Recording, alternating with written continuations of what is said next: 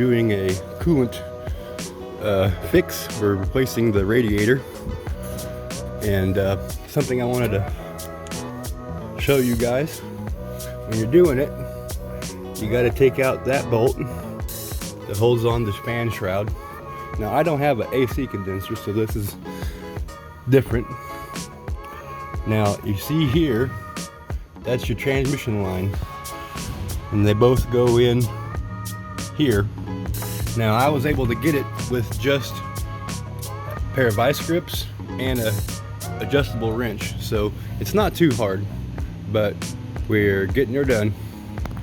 Alrighty, so we have our hose clamp pulled back, and our hose is able to wiggle loose now.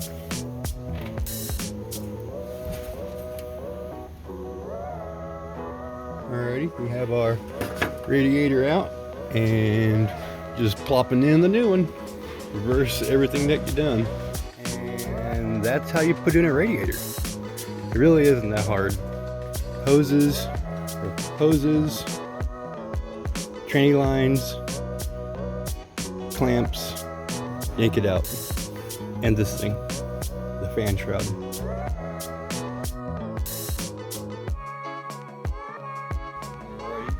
Here is our flush kit for our transmission.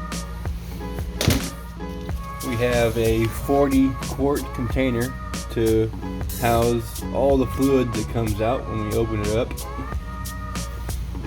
Down here we have a reusable gasket for the pan, filter, and a case of fluid, because we're probably going to be doing it a couple times, probably around 4 to 5 quarts at a time. We'll see how it goes.